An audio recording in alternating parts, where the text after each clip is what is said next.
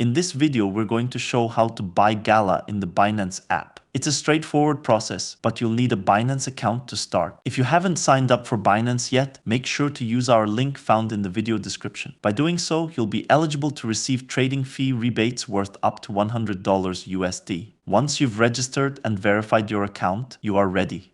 At the home screen, choose Convert. If it's missing, select More.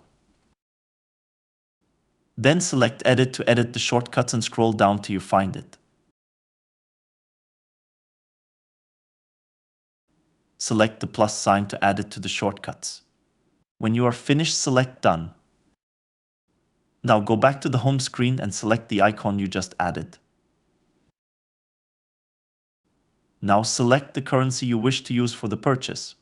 Then add the currency you want to buy. In our case, we are looking to buy Gala. There are two ways to buy it. You can either choose the current market value, or you can set the specific price at which you wish to buy. Now we just need to preview the conversion to ensure everything is correct. If it looks okay, then choose to convert it. Now you can go back to the home screen, choose Wallet and then Spot.